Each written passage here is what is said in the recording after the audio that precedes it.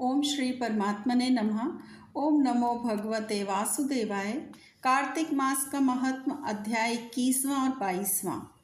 नारद जी बोले कि इस प्रकार गणों के वचन सुनकर और विस्मित होकर दंडवत करके धर्मदत्त बोला कि सब मनुष्य यज्ञ दान तीर्थ तप से विपद नाशक विष्णु भगवान का आराधन करते हैं। उनमें विष्णु भगवान को प्रसन्न करने और सामीप्य दे क्या ऐसा कोई पूजन है जिसके करने से सब यज्ञादिक सफल हो जाएं।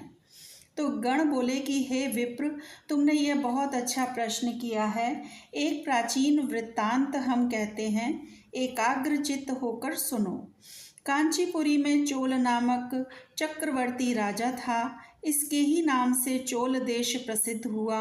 उसके राज्य में कोई आदमी दरिद्री, दुखी, पाप बुद्धि और रोगी नहीं था। असंख्य यज्ञ करने वाले उस चोल के स्वर्ण यज्ञ स्तंभ से ताम्रपणी नदी के दोनों किनारे चैत्र रथ नाम के कुबेर की तरह शोभायमान थे। एक समय वह राजा अनंत शयन को गया, जहाँ की योग माया के आश्रम में भगवान शेष शैया पर शयन करते थे। उसने वहाँ लक्ष्मीपति भगवान का मोतियों और सुंदर स्वर्ण के फूलों से पूजन किया और दंडवत प्रणाम करके वहाँ बैठ गया। तब उसने हाथ में तुलसी और जल लिए कांचीपुर में रहने वाले विष्णु भक्त को भगवान को स्नान कराते और तुलसी पात्र से पूजन करते पाया। उनके ऊपर ब्राह्मण द्वारा चढ़ाए तुलसी दल से उसके रत्न ढक गए। यह देख राजा कुपित होकर बोला कि यहाँ माणिक स्वर्ण से मैंने पूजा की है, विष्णुदास वह सब तुलसी पत्रों से तुमने क्यों ढक दिया? तो विष्णु की भक्ति नहीं जानता है।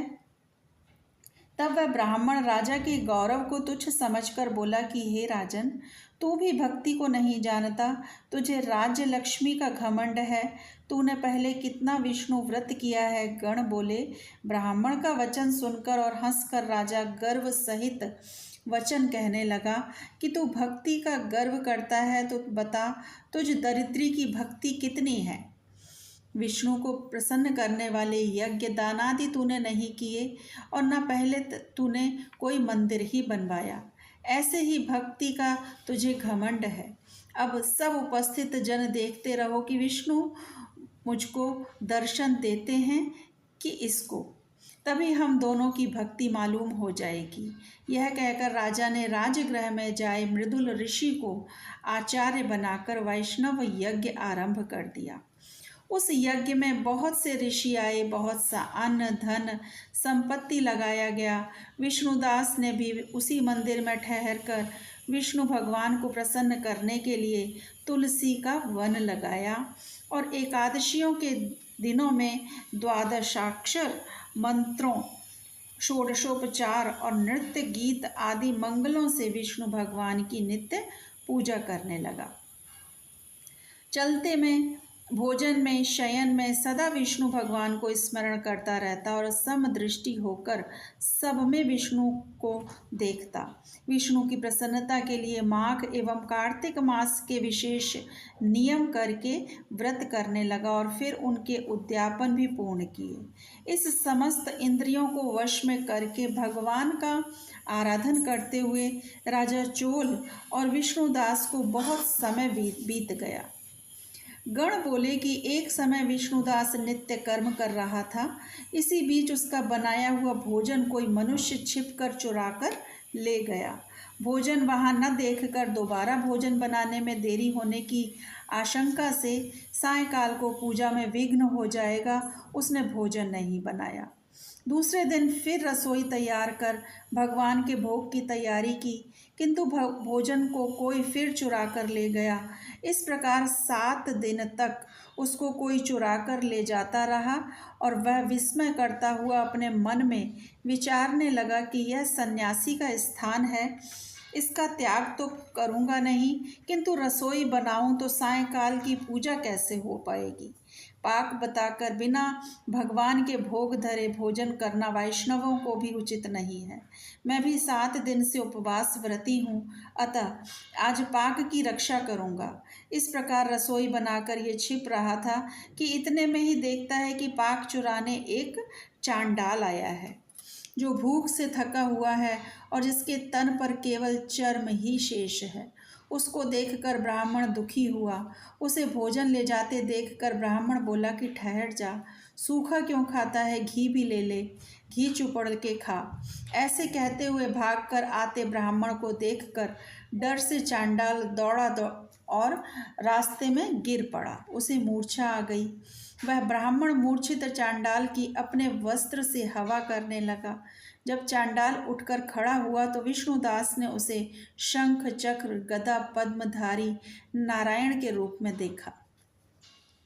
पीतांबरधारी 4 भुजाओं से युक्त, छाती में लक्ष्मी का चिन्ह, किरीट पहने हुए और अलसी के फूल के समान प्रकाशमान कौस्तुभ मणि सहित उसे देखा। सात्विक भावों से युक्त वह ब्राह्मण उनको देखकर स्तुति और नमस्कार करना चाहता था। तभी इंद्रादिक देवता वहां आए। गंधर्व और अप्सराएं नाचने लगीं। वह स्थान सैकड़ों विमानों और ऋषिगणों से भर गया। गीत और बाजों का शब्द होने लगा। फिर विष्णु भगवान सात्विक व्रत वाले अपने भक्त का आलिंगन कर और अपना स्वरूप उसको देकर वैकुंठ को ले गए। सुंदर विमान में बैठे हुए विष्णु भगवान के समीप जाते हुए विष्णु को दीक्षा युक्त चोल राजा ने भी देखा। उसको वैकुंठ लोक को जाते हुए देखकर अपने गुरु मुद्गल को बुलाकर चोल बोला कि जिनकी स्पर्धा से मैंने यह दानादिक किया, वह ब्राह्मण विष्णु रूप धारण करके वैकुंठ को जा रहा है। विष्णुदास की भक्ति से ही भगवान ने उसको दर्शन दिया। इसलिए दान यज्ञ से भगवान विष्णु प्रसन्न नहीं होते हैं, वे भक्ति से ही प्रसन्न प्रतीत होते हैं। गण बोले कि तब राजा ने अपना भांजा गद्दी पर बैठाया। वह बचपन से ही यज्ञ की दीक्षा में रहा था, इसी से उसके कोई पुत्र नहीं हुआ था। इससे अब तक उसके देश में भांजे ही राज्य के अधिकारी होते हैं। चोल अपनी यज्ञशाला में जाकर अग्नि के आगे स्थित होकर विष्णु से प्रार्थना करने लगा कि हे विष्णु भगवान, मुझको वाणी और कर्म से स्थित भक्ति दो। यह कहकर सबके देखते देखते अग्नि में वह कूद पड़ा। मुद्गल ने क्रोध से अपनी शिखा उखाड़कर उस अग्नि में डाल दी। इसी से उसके गोत्र में मुद्गल शिखाहीन होते हैं। तब अग्नि में प्रकट हुए भक्त वत्सल भगवान ने उसको आलिंगन करके श्रेष्ठ विमान में चढ़ा लिया और अपना स्वरूप देकर उसको सब देवताओं में वैकुंठ को प्रस्थान किया। इस प्रकार जो विष्णुदास है वह पुण्यशील हो गया और जो चौल राजा है सो सुशील हो गया। ये समान रूप वाले दोनों भगवान के द्वारपाल बने। ओम नमो भगवते वासुदेवाय। श्री कृष्ण अर्पणम अस्तु। हरे कृष्ण।